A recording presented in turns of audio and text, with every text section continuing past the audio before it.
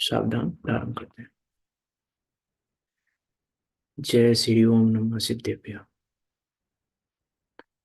नमो अरिहंताणं, नमो सिद्धाणं, नमो आयर्याणं, नमो वज्रायाणं, नमो लोहे सब्साहुणं। मंगलम भगवान वीरो, मंगलम गौतमो गणे, मंगलम कुंद कुंडार्यो, जैन धर्मोस्तु मंगलम। सर्वे मंगल मांगल्यम, सर्वे कल्याण कारकम, प्रधानम सर्वे धर्माणां, जैनम जयतु शासिनम, जैनम जयतु शासिनम।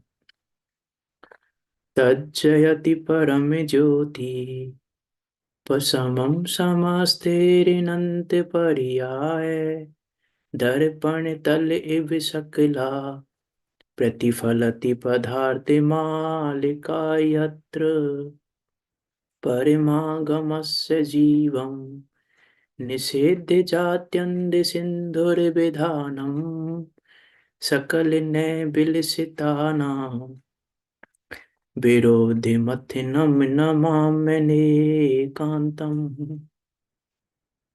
शीतलता का स्रोत आत्मा आज दृष्टि में आया है, मिथ्या तपन मिटी सब प्रभु वर मुक्ति मार्ग प्रगटाया है। शीतलनाथ जिनेन्द्र आपको, सत्य सत्य बंधन सत्य सत्य भार न मन हो, अब पुरुषार्थ आप सा प्रगटे, भव में नहीं भ्रमण हो, भव में नहीं भ्रमण हो। आचार्य अमृतचंद देव द्वारा विरचित यह पुरुषा सिद्धि उपाय नामक ग्रंथ, जो कि 226 श्लोकों में निबद्ध है और 226 श्लोकों के माध्यम से निश्चय व्यवहार की संधि युक्त विवरण करने वाला और चैतन्य पुरुष के प्रयोजन की सिद्धि का उपाय बताने वाला ऐसा यह मंगलमयी ग्रंथ, उसकी हम यहाँ पर चर्चा कर रहे हैं। हमारी चर्चा चल रही है श्लोक नंबर 4 पर, जिसमें आचार्य अमृतचंद देव वक्ता का लक्षण बता रहे हैं कि वक्ता कैसा होना चाहिए। हम जिनवाणी किससे सुने, जिनवाणी सुनाने योग्य कौन है, जिनवाणी किसके द्वारा सुननी चाहिए, कौन है वक्ता, कैसा होना चाहिए वक्ता। तो 3 लक्षण बताए थे। कौन कौन से बताए थे 3 लक्षण?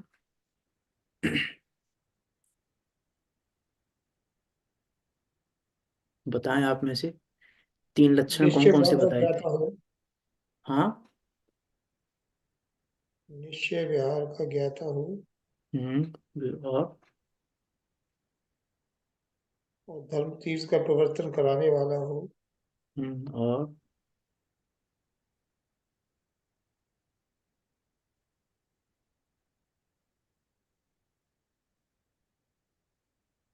और जो शिष्यों का दुर्निवार अज्ञान भाव को नष्ट कर दे।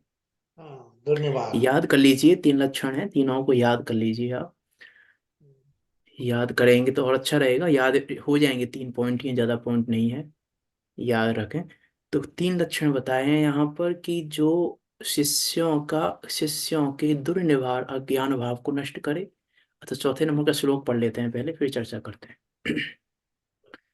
मुख्योपचार विवरण, निरस्त दोस्तर विनेय दुर्बोधा, व्यवहार नित्यज्ञा, प्रवर्तयन्ते जगति तीर्थम। जो मुख्य और उपचार कथन के विवेचन से, विवेचन करे दोनों का, मुख्य का भी और उपचार कथन का भी विवेचन करे, और उस विवेचन से प्रकट रूपेण शिष्यों का दुर्निवार, जिसका निवारण नहीं किया जा सकता या जिसका निवारण आदि काल से किया नहीं गया है, ऐसे उस दुर्निवार अज्ञान भाव जिन्होंने नष्ट कर दिया है, तथा जो व्यवहार न्याय और निश्चय न्याय के ज्ञाता हैं, ऐसे आचार्य जगत में धर्म तीर्थ का प्रवर्तन कराते हैं। भावार्थ पर चर्चा चल रही है हमारी, टीका तो पढ़ ही लिया हमने। भावार्थ में क्या कह रहे थे, ऊपर से पढ़ लेते हैं, एक इन दो तीन लाइनें हैं। उपदेश दाता आचार्य में अनेक गुण चाहिए, परंतु व्यवहार और निश्चय का ज्ञान मुख्य रूप से चाहिए। किस लिए? क्योंकि जीवों को अनादि से अज्ञान भाव है, वह मुख्य कथन और उपचार कथन को जानने से दूर होता है। वहाँ मुख्य कथन तो निश्चय न्याय के अधीन है और उपचार कथन व्यवहार न्याय के अधीन है, वही बताते हैं। यहाँ हमारी चर्चा चल रही थी स्वाश्रितो निश्चय, जो अपने ही आश्रय से हो उसको निश्चय कहते हैं। जहाँ पर का आश्रय नहीं है, जहाँ पर का अवलंबन नहीं है, जहाँ पर का आधार नहीं है, जहाँ पर का लक्ष्य नहीं है, जहाँ पर का पक्ष नहीं है, उसको कहते हैं स्वय आश्रय। उसको हम कहेंगे कि ये स्वय आश्रय है। अर्थात यहाँ कह रहे हैं स्वाश्रितो निश्चय, स्वय का आश्रय जो अपने ही आश्रय से हो उसको निश्चय कहते हैं। और निश्चय में मुख्य रूप से शुद्ध निश्चय न्याय को ही ग्रहण कराया जाता है। निश्चय न्याय के जो बाकी तीन भेद हैं उनको व्यवहार में ही काउंट किया जाता है। आचार्य अमृतचंद देव ने समय सार में भी निश्चय न्याय की चर्चा में, पूरी 12वीं गाथा तक की चर्चा में शुद्ध न्याय की ही बात की है। चाहे वो 11वीं गाथा में हो, चाहे 12वीं गाथा में हो, चाहे कलशों में हो, जो वहां पर 8 9 10 नंबर के कलश हैं उनमें हो, वहां सब जगह एकमात्र शुद्ध न्याय की बात की है। जब भूतार्थ बताना है तो शुद्ध न्याय, भूतार्थ एकमात्र शुद्ध निश्चय न्याय है, उसके अलावा बाकी सब अभूतार्थ हैं, और अभूतार्थ व्यवहार को कहते हैं।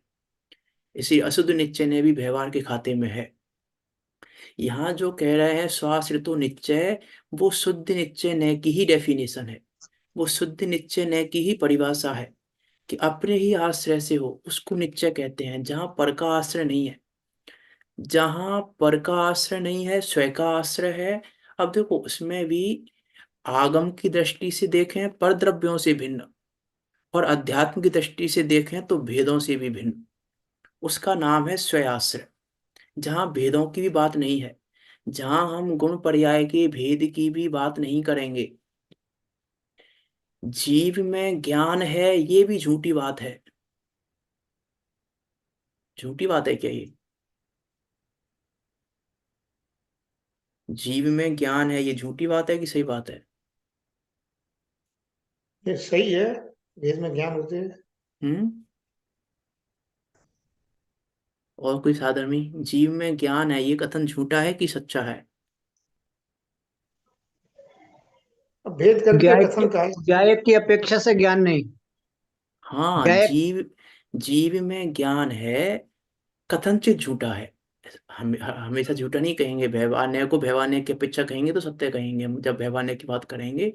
लेकिन जब हम स्वास्थ्य तो निश्चय कह रहे हैं तो वहां पर तो जीव में ज्ञान है ये बात ही नहीं है, क्योंकि जीव ज्ञान स्वरूप है। जीव में ज्ञान है यह कथन करना पर का आश्रय हो गया। जीव में ज्ञान है जब हमने ये कथन किया, इस कथन का आश्रय लिया, तो इस कथन के आश्रय का अर्थ है कि हमने पर का आश्रय ले लिया।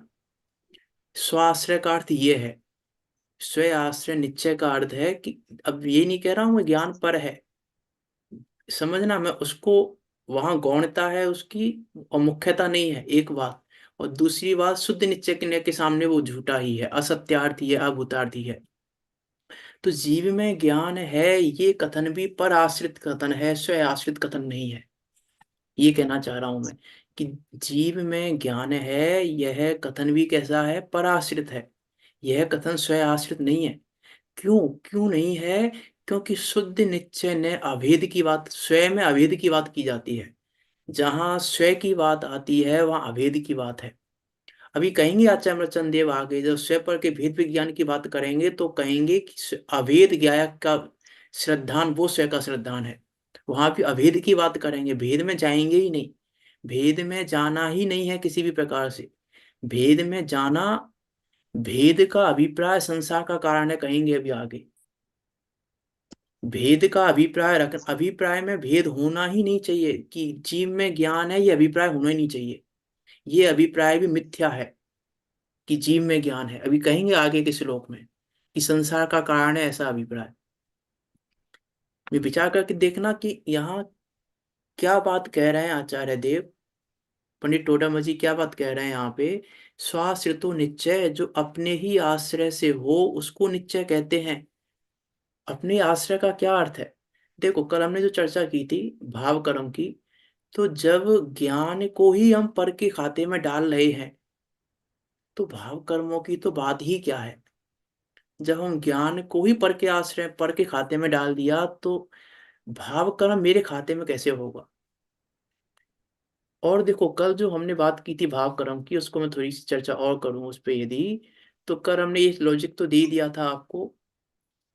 हमने कहा था पानी आज तक गर्म नहीं हुआ, इसका एक लॉजिक तो दे ही दिया था हमने कि पानी यदि गर्म हो गया है तो पानी को गर्म तो मान ही रहे हैं हम कह ही रहे हैं ना पानी गर्म है, और पानी गर्म हो ही गया है तो हमारा श्रद्धांत सम्यक हो गया, फिर हमारा श्रद्धांत मिथ्या नहीं रहा।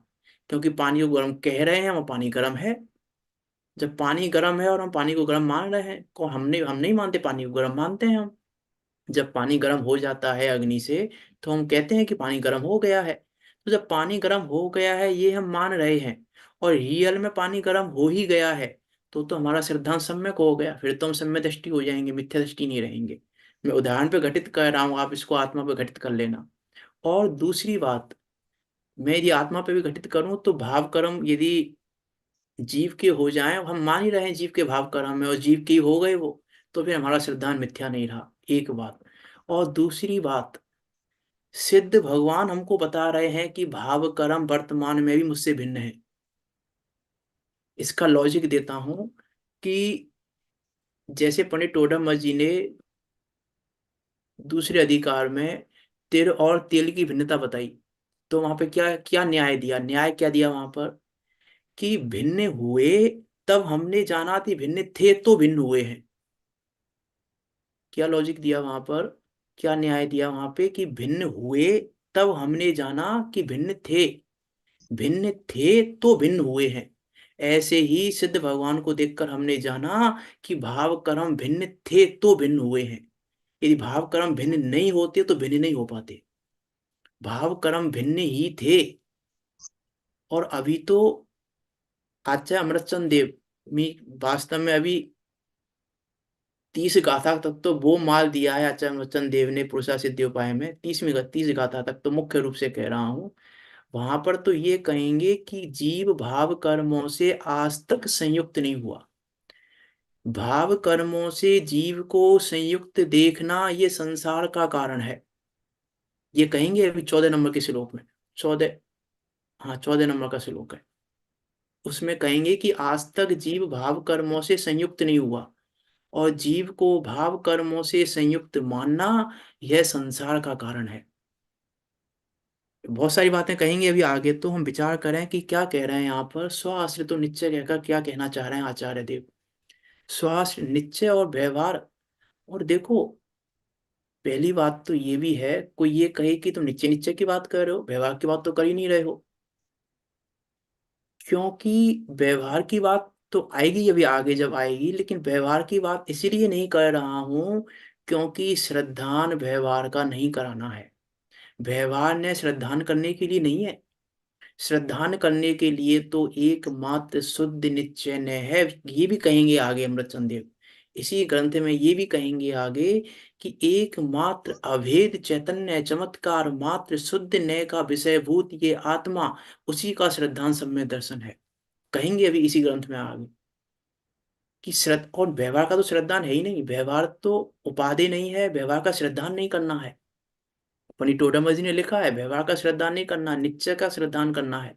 व्यवहार से भी निश्चय का श्रद्धान करना है, व्यवहार से भी व्यवहार का श्रद्धान नहीं करना है, व्यवहार से भी परमार्थ पे आना है। अभी कहेंगे अभी आगे के श्लोकों में क्या कह रहे हैं यहाँ। स्वाश्रितो तो निश्चय है, जो अपने ही आश्रय से हो उसको निश्चय कहते हैं।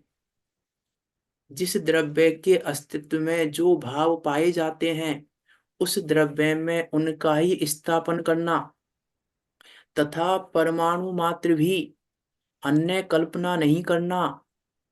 क्या कह रहे हैं देखो, परमाणु मात्र भी अन्य कल्पना नहीं करना। अब देखो यहाँ पर भी परमाणु शब्द लिखा है, इसका अर्थ पुद्गल से नहीं है। परमाणु शब्द लिखा है ना, इसका अर्थ पुद्गल से नहीं है। परमाणु मात्र क्यों लिखा है?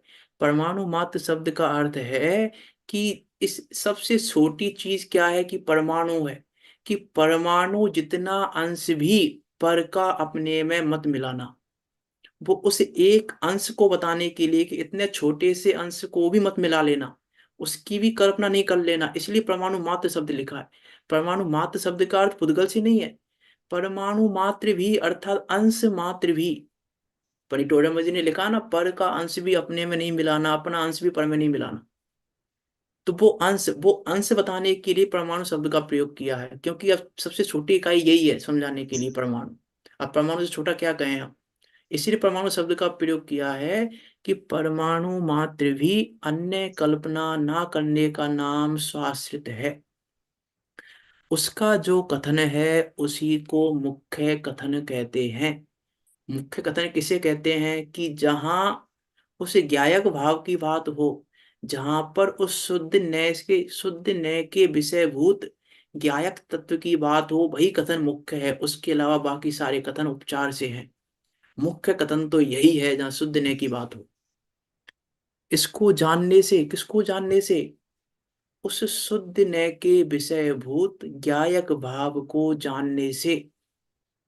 अनादि शरीर आदि पर द्रव्य में, अब देखो यहां पर कोई कहे कि शरीर आदि सब तो लिख रहे हैं, यहाँ तो नहीं लिखा है भाव कर्मों को, यहाँ तो शरीर आदि लिखा है। इसकी भी मैं सिद्धि 14वीं गाथा में आचार्य देव ने शरीर आदि अथवा राग आदि, राग आदि शरीर आदि को एक खाते में डाला है। आचार्य अमृतचंद देव ने इसी ग्रंथ में 14वें नंबर के श्लोक में राग आदि अथवा शरीर आदि दोनों को एक ही खाते में डाला है। राग आदि को जैसे बुद्धि का द्रव्य का ही कहा जाता है, तक से वैसे क्योंकि भी परम शुद्ध निश्चय का विषय जो है अपना ज्ञायक भाव है। वो जो हाँ। ज्ञायक भाव है वो सब अन्य से भी सबसे भी भिन्न करता हुआ अर्थात शरीर आदि पर द्रव्य राग आदि भाव कर्म है, और जो भी कर्म है द्रव्य कर्म भाव कर्म अरे नौ इन सबसे उन भिन्न केवल एक ज्ञायक उन भाव को सब बताता है परम शुद्ध उन निश्चय सब का उन विषय। सब से तो तो वो अलग है, सिद्ध उन है। सब से तो अलग है ही। लेकिन आचार्य अमृतचंद देव ने तो क्या कहा है समय साजी में 9वें नंबर के कलश में, वहां तो हम्म क्या कह रहे हैं कि शुद्ध नय का अनुभव करके इन समस्त भेदों को गौण करने वाला जो शुद्ध नय का विषयभूत चैतन्य हम्म। चमत्कार मात्र तेज पुंज आत्मा है, उसका अनुभव होने पर नयों की लक्ष्मी उदित नहीं होती, प्रमाण नहीं होती अस्त है। हो जाता है। और निक्षेप तो कहाँ चला गया हमें पता ही नहीं है, हम जानते ही पता ही नहीं है नहीं। निक्षेप कहाँ चला गया है। निक्षेप यही कहाँ है। चला गया इसका अर्थ है कि पर्याय कहाँ चली गई हमें ये भी नहीं पता है, कि भाव निक्षेप है, पर्याय का कथन करना भी। भाव निक्षेप की डेफिनेशन दी है वहां पर, वर्तमान पर्याय से वस्तु को वर्तमान में कहना, ये भाव निक्षेप है। और यहाँ कह रहे हैं वो वर्तमान पर्याय के आधार से भी बात करना। इस ये भी कहाँ चला गया हम नहीं जानते, ये भी कहाँ गया हम जानते ही नहीं। आचार्य देव कह रहे हैं हम नहीं जानते कहाँ गया, हम बात नहीं कर रहे, है ही भैया नहीं। निक्षेप से मतलब यहाँ क्या लेंगे? मतलब जैसे कि आपने कहा नए नए दिखित नहीं दिखते, देखो प्रमाण भी नहीं प्रमाण, दिखता। प्रमाण नय और निक्षेप तीन शब्द हैं, आपने सुने होंगे तीन शब्द तो। हम्म। कि निक्षेप ये होता है, डिस्टेंस को बताने जो वाले हैं। चार चार प्रकार के निक्षेप हैं, नाम निक्षेप, स्थापना निक्षेप, द्रव्य निक्षेप और भाव निक्षेप। और कि अच्छे वस्तु में जो गुण नहीं है उस गुण के नाम से वस्तु की संज्ञा करने का नाम है निक्षेप। नाम निश्चय है। अब वो नाम निक्षेप है, स्थापना निक्षेप, द्रव्य निक्षेप, भाव निक्षेप है। तो भाव निक्षेप की डेफिनेशन आचार्य मचन देव ने दी कि वर्तमान पर्याय से वस्तु को वर्तमान में कहना, ये भाव निक्षेप है। और यहाँ कह रहे हैं कि शुद्ध नय की जब हम बात करेंगे तो वो निक्षेप कहाँ गया हमें नहीं पता। सारे विकल्प चले गए। हाँ, सारे विकल्प चलेगा। और वहां तो ये कहा निक्षेप तो कहाँ चले गए हम जानते ही नहीं। द्वैत ही प्रतिभाषित नहीं होता, गुण परिद्रव्य में गुण है ये भी प्रतिभाषित नहीं होता। द्वैत ही प्रतिभाषित नहीं हो रहा है, वो अद्वैत प्रतिभाषित हो रहा है। वो शुद्ध नय का है, वो उसका है यहाँ कथन, स्वय आश्रितों में वो कथन है।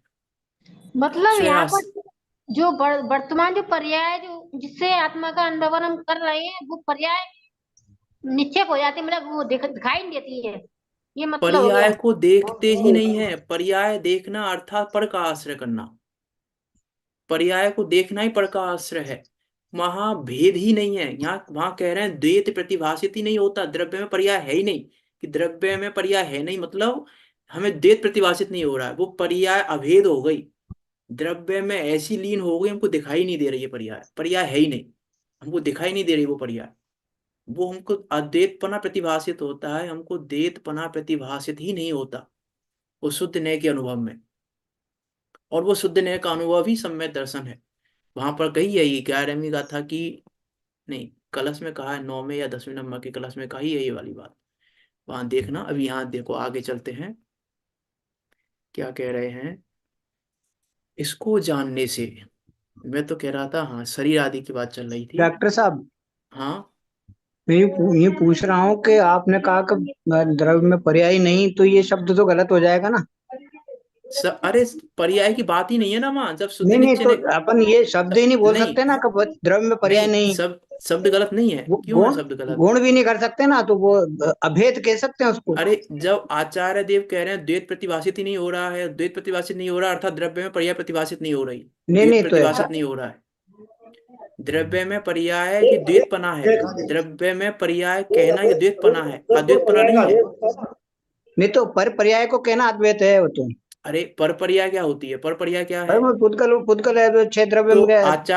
आचार्य जब कह रहे हैं निक्षेप की मना कर रहे हैं और आप पर की पर्याय में जा रहे हो अभी। निक्षेप वगैरह तो ये विकल्प है, ये तो नए निक्षेप, अरे तो ये तो विकल्प है। निक्षेप कह रहे हैं जो द्रव्य ये की तो कथन पर्याय है। मात्र है, ये तो जो द्रव्य द्रव्य गुण पर्याय जो एकत्व है, वो तो उसको तो अलग कर ही नहीं सकते, अरे तो कह नहीं सकते हो ना उसको तो। अरे तो एकत्व को अलग कौन कर रहा है, एकत्व को अलग नहीं, कर कौन रहा है।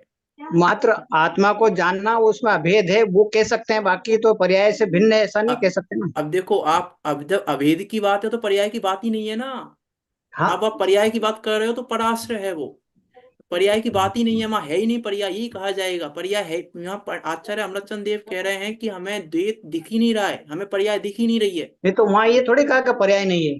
तो पर्याय दिख नहीं रही ना, मैं भी यही कह रहा हूँ, पर्याय दिख नहीं रही, ये कहना चाह रहा हूँ, पर्याय दिख ही नहीं रही है वहां पर पर्याय। अवैध में सभी अब आ गए ना। आप, अब देखो यहाँ परेशानी क्या है, यहाँ परेशानी है कि आपने शब्द को पकड़ा है, भाव को नहीं पकड़ा है। नहीं, और वो पकड़ना ठीक है भाव है, आपका, शब्द नहीं पकड़ना है। आपका कहना ठीक है, परंतु वो भाव ऐसा उल्टा हो जाएगा ना कि पर्याय भिन्न है नहीं बोले कि द्रव्य से। उल्टा क्यों हो जाएगा, उल्टा उनके लिए होगा जो शब्दार्थ पकड़ते हैं, जो भावार्थ पकड़ते हैं उनके लिए उल्टा नहीं है। उनके लिए वो कथन बिल्कुल सत्य है, उल्टा कथन नहीं है वो। उल्टा कथन कैसे होगा, द्रव्य में पर्याय की बात ही नहीं कर रहे हैं, हम है ही नहीं पर्याय, हम ये कह रहे हैं पर्याय की बात ही नहीं कर रहे हैं ना, हम पर्याय दिख ही नहीं रही है। भाई कोई पर्याय है कैसे अनंत, कहें बताओ। अनंत जब गुणों की अनंत पर्याय जब हैं तो वो। अरे है, मैं मना नहीं कर रहा हूँ, लेकिन आचार्य कह रहे हैं कि हमें पर्याय दिख ही नहीं रही, तो पर्याय है कैसे कहें हम, पर्याय दिख ही नहीं रही उनको। अवैध में भेद दिखते नहीं है, गौण हो जाते हैं। मात्र उनको जब पर्याय गुण भी दिख ही नहीं नहीं होते, रही तो गुण हम भी नहीं यही कर कहेंगे सकते ना पर्याय उसको, नहीं है, गुण भी नहीं और कर क्या सकते हैं, ऐसा कहेंगे। कहीं नहीं है कि गुण करना है उसको अरे पर्याय को भी। वो तो अरे अभेद है, वो कह सकते हैं कि वो अभेद है। तो अभेद, अवैध है। अभेद का मतलब क्या है, अभेद का ये मतलब नहीं है कह कि सकते कि पर्याय है ही अलग है, नहीं। अलग है, अभेद का ये नहीं मतलब कह सकते कि उसका भी वो है। अलग अलग कब कह रहा हूँ, मैं कह रहा हूँ पर्याय है ही नहीं द्रव्य में, ये कह रहा हूँ मैं। नहीं, ये भी नहीं कह सकते हैं। नहीं ये कहा जाएगा, क्यों क्यों कहा जाएगा कि द्रव्य में पर्याय है, ये तो पराश्रित कथन हो गया। द्रव्य, जब द्रव्य और पर्याय अभेद हो गए हैं तो द्रव्य में पर्याय है ये ये तो कथन ही नहीं है। पराश्रित तो स्वद्रव्य की चर्चा चल रही है, तो पराश्रित वाली तो बात है ही नहीं उसमें तो। अरे अपने, मैं कह रहा हूँ ज्ञान गुण की चर्चा पर आश्रित है, आप कह रहे हो पर्याय की बात। मैंने भी क्या कहा स्टार्टिंग में कि जीव में ज्ञान है, ये पराश्रित कथन है। जीव में ज्ञान है यह कथन पराश्रित है, आप मानोगे, बताइए। नहीं तो आश्रित और पराश्रित पर्याय की जीव बात में तो दूर ज्ञान है। रही, पर्याय तो अलग छोड़, मैं गुण की बात कर रहा हूँ अभी। जीव में ज्ञान है यह कथन पराश्रित है कि स्वयाश्रित है। न स्वाश्रित है न पराश्रित है, तो ज्ञान ही है उसमें तो। अरे पराश्रित कथन है वो, व्यवहार का कथन है, और व्यवहार पराश्रित की बात करता है। जीव में ज्ञान है ये व्यवहार का कथन है, और व्यवहार पर आश्रित की बात करता है, पर के आश्रय से बात करता है व्यवहार। इसमें तो व्यवहार निश्चय तो होना ही नहीं चाहिए, इसमें ज्ञान हो तो अरे आत्मा का गुण है वो तो, जो है कि। जो निश्चय जीव में व्यवहार की ज्ञान बिना है कथन वो कैसे वेद होगा, जीव में ज्ञान है कौन सा न्याय है, बताइए आप, जीव में ज्ञान है ये कथन कौन से न्याय का है। सदगुरु जानने का है। अब फिर व्यवहार का कथन नहीं है ये। आप कह रहे हो कि नहीं है, व्यवहार नहीं है। कैसे नहीं है व्यवहार? जब मैं कह रहा हूँ, जब मैं कह रहा हूँ जीव में ज्ञान नहीं है, मैं ये कह रहा हूँ यहाँ पे, अरे इनकी तो बात आप तो कह रहे हो पर्याय नहीं है, ये कथन गलत हो जाएगा। मैं कह रहा हूँ जीव में ज्ञान नहीं है, मैं तो ये कह रहा हूँ ये कथन भी सत्य है कि जीव में ज्ञान नहीं है, क्योंकि जीव में ज्ञान दिख ही नहीं रहा है, अद्वैत हो गया। जीव में ज्ञान दिख ही नहीं रहा है, जीव में ज्ञान नहीं है, ये कथन भी गलत नहीं है। आप तो पर्याय की बात कर रहे हो, मैं गुण की बात कर रहा निर्णय हूँ। का विषय अद्वैत भाव को देखता है केवल एक, अरे बस। गुणी, अभी गुणी में गुण है, यह परासित कथन है।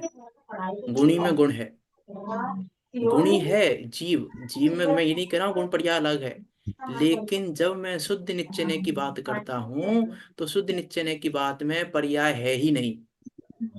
तो जहां पर्याय की बात होगी वहां वो शुद्ध निश्चय से खिसक गया, व्यवहार में चला गया। जहां हम पर्याय की बात करेंगे कि द्रव्य में पर्याय है, वो बात व्यवहार में चली जाएगी। निश्चय वहां शुद्ध निश्चय रहेगा ही नहीं फिर। ठीक है, सही है। है। गेट बंद कर दे यार ये। यहाँ तो ये कह रहे हैं, वो समझने की आवश्यकता है हमको। इसको जानने से अनादि शरीर आदि, बात यहाँ शरीर आदि पे चल रही थी कि अरे आचार्य मनचंद उधर देव चले ने जा। राग आदि भी लिया है शरीर आदि में। अनादि शरीर आदि पर द्रव्य में राग आदि को भी परद्रव्य के खाते में ये डाला है। टूट जाएगा और यार, राग इसको आदि बंद कौन कर लो से? ना। हाँ, फिर आवाज आ रही है। कि हाँ देखो बोलो। राग आदि को परद्रव्य में, तो ऐसा नहीं है कि द्रव्य कर्म हमारे राग की बात है। परद्रव्य के खाते में भाव कर्म का भाव राग भी परद्रव्य के खाते में है। अरे भाव आश्रव भाव बंध भी परद्रव्य के खाते में है। हमको लग रहा है कि नहीं, द्रव्य आश्रव द्रव्य बंध की तो बात ही क्या है। इसीलिए कहा नव तत्वों में छुपी हुई जो ज्योति उसे दिखलाते हैं। तो नव तत्वों में कोई द्रव्य तत्वों की बात नहीं कही है वहां पर। अरे वो भाव भाव आश्रव भाव बंध में भी जो ज्योति छुपी हुई है वो सुधने का विषय है, जो ज्योति छुपी हुई है उसके अंदर।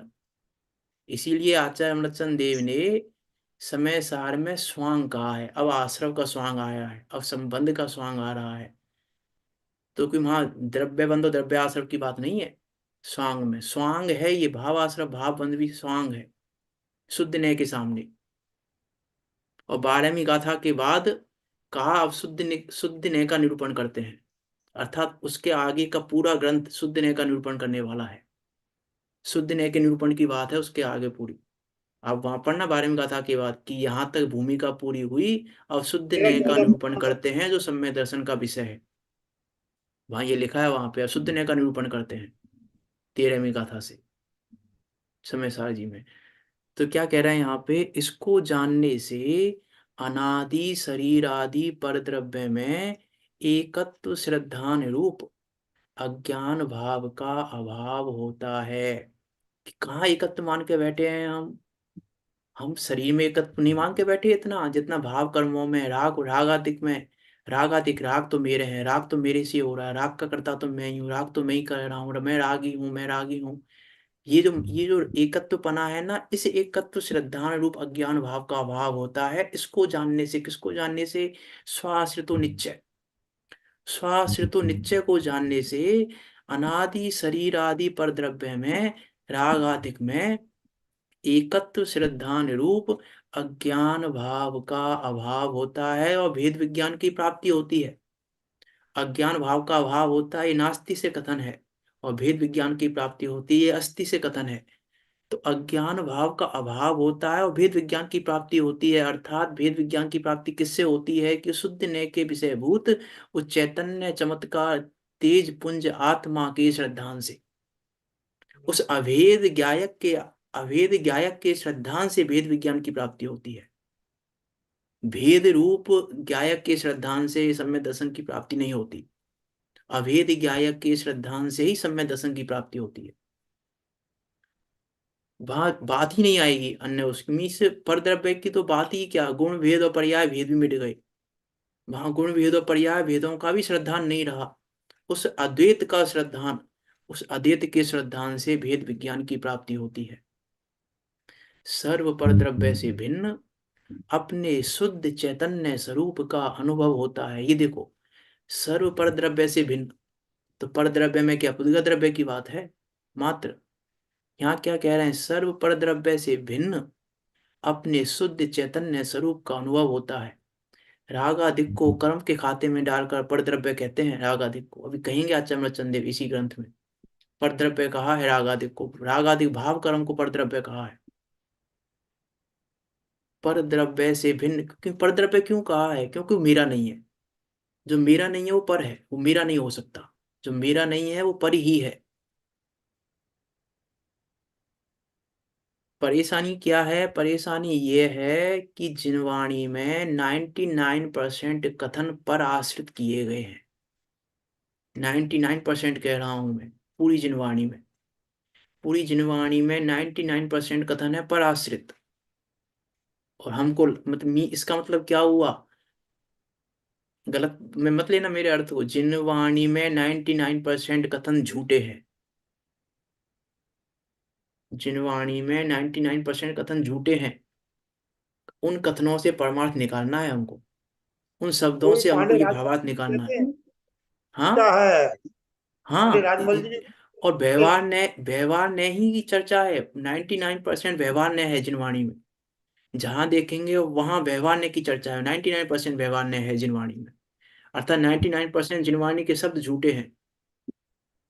ये कह रहा हूं, 99% जिनवाणी के शब्द झूठे हैं, असत्यार्थ हैं, उस शुद्ध न्याय के विषयभूत गायक के सामने। हाँ, अपेक्षाकृत है। हाँ, मैं एक शुद्ध न्याय के विषयभूत गायक के सामने अपेक्षा यह है उसकी कि शुद्ध न्याय के विषयभूत गायक के सामने ये अपेक्षा है उसकी। ऐसा ही है। क्या कह रहे हैं यहाँ पांडे पे? मालूम है, सर्व पर हर द्रव्य से हर भिन्न। तरफ में कहते हैं झूठा है, झूठे हैं, झूठे हैं, व्यवहार झूठा है। अभी कहेंगे भी उन्होंने आगे, हमेशा आगे का श्लोक वही आएगा, इसलिए मैं अभी अभूतार्थ और सत्यार्थ की बात कर नहीं रहा हूँ ज्यादा। वो अगला श्लोक आना ही है। वो अभी अगले श्लोक में वही बात आनी है कि अभूतार्थ और सत्यार्थ है।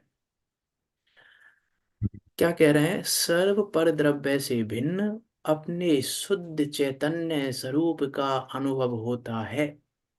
वहां परमानंद दशा में मग्न होकर केवल दशा को प्राप्त होता है। वो परमानंद दशा है। उस अभेद ज्ञायक का अनुभव वो परमानंद दशा है। क्योंकि आनंद भेद में नहीं है, आनंद अभेद में ही है। भेद में आनंद नहीं हो सकता। भेद में विकल्प खड़े होते हैं। भेद सेम विकल्प है। भेद सेम ही विकल्प है। भेद और विकल्पों में आनंद नहीं होता। आनंद तो एक अभेद में ही होता है। इसलिए कह रहे हैं शुद्ध चैतन्य स्वरूप। वो शुद्ध चैतन्य स्वरूप, शुद्ध ने का विषयभूत आत्मा, उसका अनुभव होता है वहां परमानंद दशा में मग्न होकर केवल दशा को प्राप्त करता है। जो अज्ञानी इसको जाने बिना, किसको जाने बिना? उस शुद्ध ने के विषयभूत ज्ञायक भाव को जाने बिना। अभी कहेंगे आगे के श्लोक में तो कि ज्ञायक भाव, यदि हम जिनवाणी की प्रत्येक लाइन में यदि ज्ञायक भाव को ऊर्ध्व नहीं रखते हैं तो जिनवाणी का वो पढ़ना हमारा संसार का कारण है। यदि हम प्रत्येक लाइन को पढ़ते हुए अपने ज्ञायक भाव को ऊर्ध्व नहीं रखते, और यहाँ के शब्द में कहें तो ज्ञायक भाव को आविर्भूत नहीं करते, हम ज्ञायक भाव को तो कर देते हैं तिरोभूत। जिनवाणी कैसे पढ़ते हैं हम? ज्ञायक भाव को तो कर देते हैं तिरोभूत, और उन विशेषों को, गुणों को, पर्यायों को कर देते हैं आविर्भूत। और अभी कहेंगे अगले श्लोक में कि यदि ज्ञायक भाव को ऊर्ध्व नहीं रख रहे हो, ज्ञायक भाव को आविर्भूत नहीं कर रहे हो, तो तुम्हारा वो पढ़ना संसार का ही कारण है, मोक्ष का कारण तो नहीं है। अब विचार करके देखो जिनवाणी को कितनी जिम्मेदारी से, किस प्रकार से पढ़ना, सुनना, पढ़ाना, समझाना, सुनाना चाहिए। जिम्मेदारी है ये सुनाने वाले की भी, सुनने वाले की भी, पढ़ने वाले की भी, पढ़ाने वाले की भी। दोनों की जिम्मेदारी है। वे किस तरीके से जिनवाणी को पढ़ना है। हमको अभी जिनवाणी पढ़ना नहीं आता हमको। शब्दार्थ भावार्थ की तो बात ही क्या है, भावार्थ में भी ज्ञायक भाव को आविर्भूत करना है, तिरोभूत करना है गुणों पर्यायों को, गुण पर्यायों को तिरोभूत करना है, और उस शुद्ध ज्ञायक भाव को ऐसा लिखा, देखो वहां पे शायद 8वें या 9वें कलश की उसमें लिखा कि यह जीव स्वभाव कैसा है कि सर्वकाल में परभावों से अस्खलित है, स्खलित नहीं हुआ आज तक अपने स्वभाव से, उस कर्म जनित भावों में, उन औपाधिक भावों में भी नहीं गया आज तक। अस्खलित शब्द का प्रयोग किया 8वें 9वें नंबर की, देख लेना, स्टार्टिंग की गाथाओं में ही है, गाथा में या कलसों में। अस्खलित नहीं हुआ आज तक ये जीव, अपने उस शुद्ध गायक स्वभाव से आज तक अस्खलित नहीं हुआ ये, चाहे कितने भी औपाधिक भाव आए हों, चाहे कुछ भी हुआ हो। औपाधिक भाव तो हैं, ये नहीं कह रहा हूं मैं, फिर ध्यान रखना, मैं ये नहीं कह रहा हूं कि जीव बना बनाया शुद्ध है। मैंने कल परसों या कल इस शब्द का प्रयोग किया था कि मैं ये नहीं कह रहा हूं कि मैं अभी बेदी बजा कर बैठ जाऊं, बेदी पे बैठने की बात नहीं कर रहा हूं मैं, लेकिन वो शुद्ध स्वभाव जब तक आविर्भूत नहीं होगा, तब तक उस शुद्ध स्वभाव का श्रद्धा नहीं होगा, तब तक सम्यक दर्शन नहीं होगा, जब तक हम शुद्ध स्वभाव को आविर्भूत नहीं करेंगे। अभी हम राग के नाम पर उस शुद्ध स्वभाव को तिरोभूत कर देते हैं, राग के नाम पर। अब हम मिथ्यात्व के नाम पर उस शुद्ध ज्ञायक भाव को तिरोभूत कर देते हैं, तिरोभूत हो गया, ज्ञायक भाव को तिरोभूत कर दिया। करना था राग को तिरोभूत, करना था मिथ्यात्व भाव को तिरोभूत, करना था गुण पर्यायों को तिरोभूत, और हमने उस ज्ञायक भाव को ही तिरोभूत कर दिया जो सम्यक दर्शन का कारण था। मीन जो सम्यक दर्शन का कारण था उसकी हम बात ही नहीं कर रहे हैं, और हम चाह रहे हैं कि सम्यक दर्शन हो जाए। कैसे होगा? तो सम्यक दर्शन का कारण था उसको तो तुमने निकाल के बाहर फेंक दिया, तो सम्यक दर्शन कैसे होगा? क्या कह रहे हैं देखो, एक पैराग्राफ पूरा करते हैं ये वाला भी। जो अज्ञानी इसको जाने बिना धर्म में प्रवृत्ति करते हैं, धर्म में प्रवृत्ति करते हैं, धर्म में प्रवृत्ति करते नहीं, मानते हैं, धर्म तो है ही नहीं वहां पर। जब तक उस ज्ञायक भाव को नहीं जाना, उसको जाने बिना धर्म में प्रवृत्ति करते हैं, अर्थात मानते हैं कि मैं धर्म कर रहा हूं, धर्म तो है ही नहीं वहां पर। धर्म में प्रवृत्ति करते हैं वे शरीर आश्रित क्रिया कांड को उपादेय जानकर। अब वो शरीर आश्रित क्रिया कांड को उपादेय जान लेते हैं, ये उपादेय है, व्रत करना, तप करना, सुनना, पढ़ना, सब ले लेना उसमें। हम जिनवाणी पढ़कर संतुष्ट हो रहे हैं, कोई व्रत करके संतुष्ट हो रहा है। अंतर कहाँ है उसकी और हमारी मान्यता में, कहाँ अंतर है? वो व्रत करके संतुष्ट हो रहा है और हम जिनवाणी पढ़कर संतुष्ट हो रहे हैं, तो दोनों की क्रिया तो शरीर आश्रित है। मेरी भी क्रिया शरीर आश्रित है, उसकी व्रत करने वाले की क्रिया भी शरीर आश्रित है। लेकिन हमको व्रत करने वाला तो दिखाई देता है हीन दीन, कि देखो भैया इसको कोई पता नहीं, व्रतों में फंसा हुआ है। अरे वो भी शरीर आश्रित क्रिया में फंसा हुआ है, और हम भी शरीर आश्रित क्रिया में फंसे हुए हैं। अंतर कहाँ है उसकी और हमारी मान्यता में? कोई अंतर नहीं है उसकी हमारी मान्यता में। हम इधर की क्रियाकांडों को करके संतुष्ट हो रहे हैं, वो उधर के क्रियाकांडों को करके संतुष्ट हो रहा है। अंतर क्यों नहीं है? अंतर अंतर क्यों नहीं है? आप में से कोई आंसर बताए कि क्यों अंतर क्यों नहीं है फिर उसके और हमारे में? अंतर क्यों नहीं है?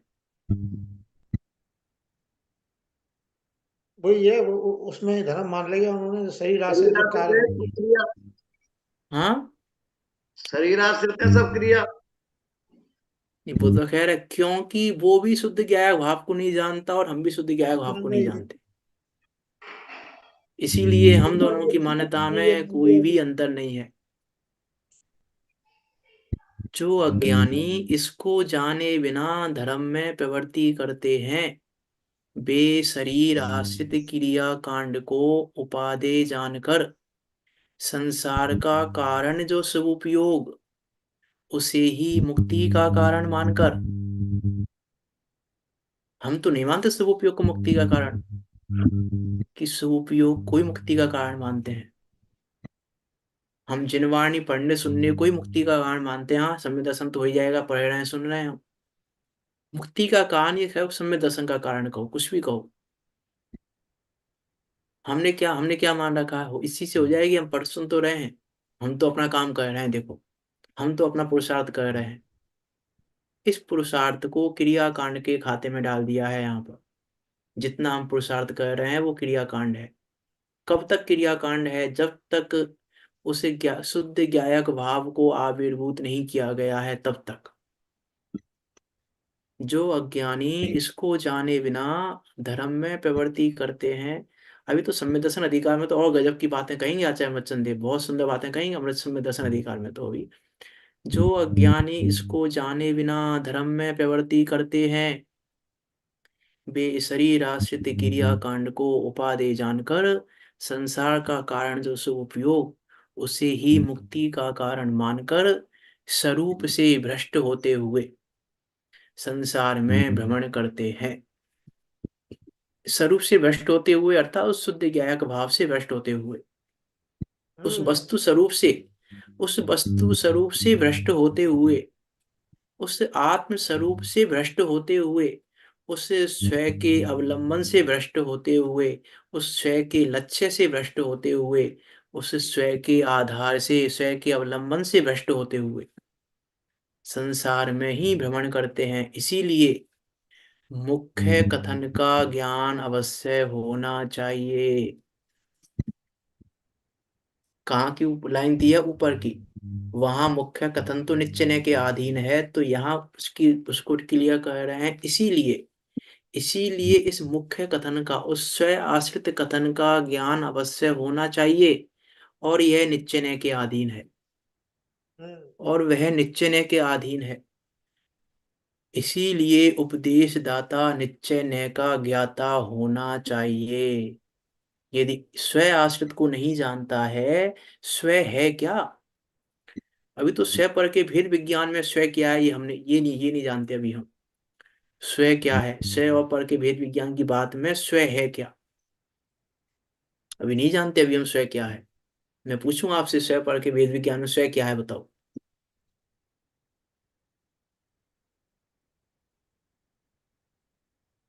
क्या है स्वयं? ज्ञान भाव ईश्वर है।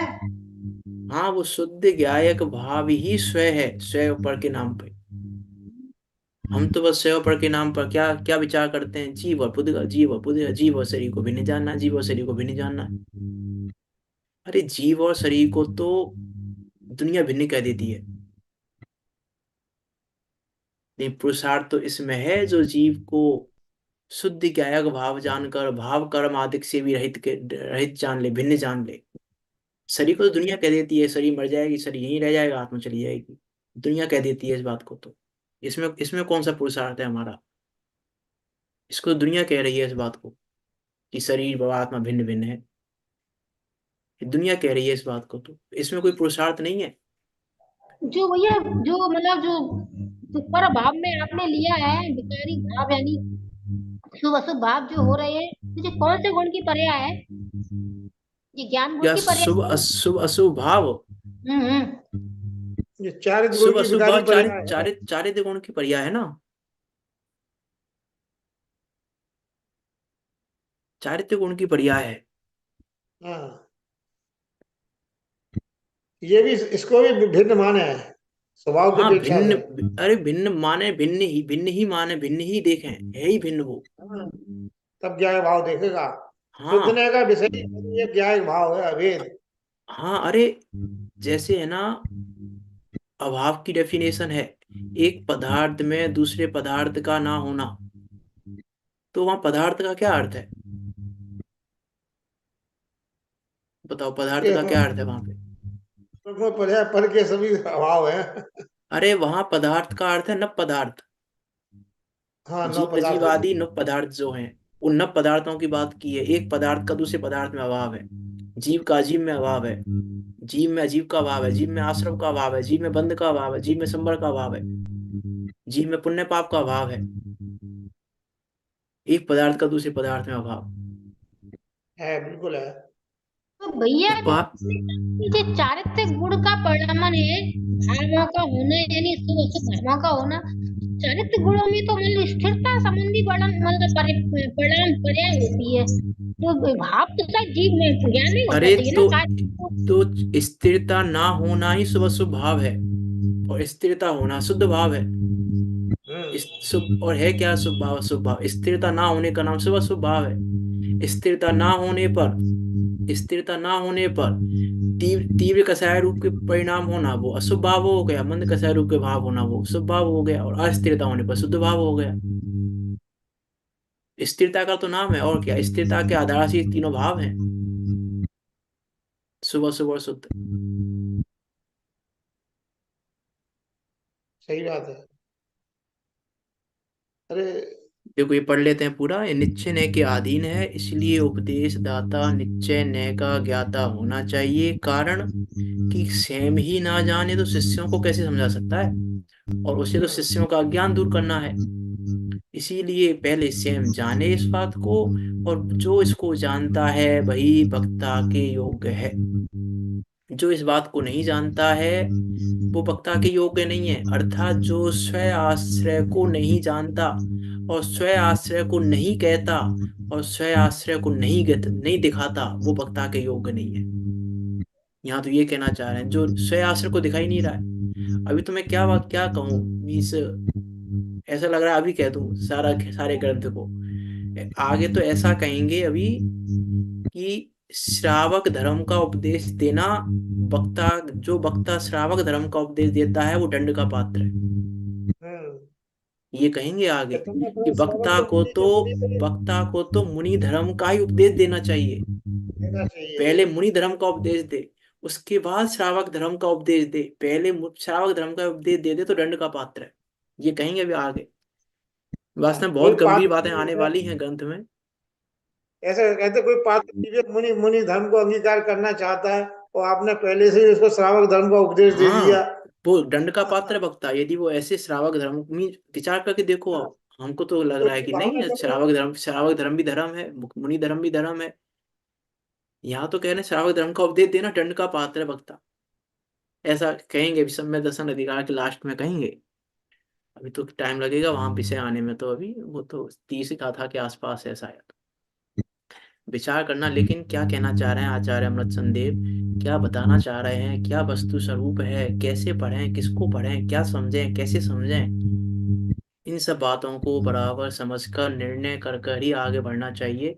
तभी वास्तव में हमारे प्रयोजन की सिद्धि हो सकती है। तभी पुरुषार्थ सिद्धि उपाय सिद्ध हो सकता है। विचार करना, हम सब भी ऐसे उस शुद्ध गायक भाव को जानकर मोक्ष मार्ग में प्रवर्तन करते हुए निकट काल में सिद्धों के बीच जाकर विराजमान हो। इसी मंगल भावना के साथ अभी की बात को यहाँ विराम देते हैं।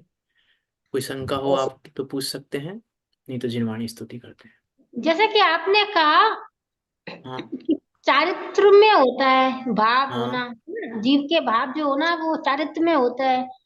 तो स्थिरता और जी, अस्थिरता का आपने बताया, तो जीव उसमें के ना भाव ज्ञाता होना, मैं जीव के शुभ भाव अशुभ भाव और शुद्ध भाव की बात की है मैंने। जीव का कोई एक ही भाव नहीं है जीव का। जीव का भाव दर्शन रूप भी है, जीव का भाव ज्ञान रूप भी है, जीव का भाव तो सब है। जीव के अनंत भाव है, एक भाव नहीं है। लेकिन जो आप जिस भाव को आपने पूछा है मैंने उस भाव का बताया है, वो भाव चारित्र का है। जीव में अनंत गुण है, उनके सब भाव होते हैं। हाँ सब भाव है, ज्ञान भी नहीं भाव है, दर्शन नहीं भी नहीं, भाव है। वो नहीं, वो तो पता है कि जीव में ही चारित्र्य भी है, दर्शन भी है, ज्ञान भी है, वो तो समझ में आ रहा है। लेकिन जो भाव जो हो रहा है ना, कि किस गुण का परिणाम है, वो आपने कहा चारित्र गुण का परिणाम है ना। हाँ तो वो अब चारित्र का वैसे तो परिणाम में जो स्थिरता रूप होता है, तो जैसा मैं भैया ज्ञान। मैंने भी बताया ना, इसीलिए स्थिरता होने का नाम शुद्ध भाव है, स्थिरता ना होने का नाम ही शुभ अशुभ भाव है। तो है तो स्थिरता से संबंधित ना तीनों चीजें।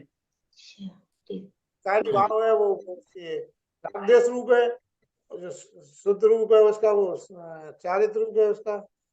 हम्म। निज निधि अरे निज में बताई, यह अनंत उपकार है। उसके लिए जिन वाणी माँ को वंदे ना सत्य बारे है, माँ वंदे ना सत्य बारे है।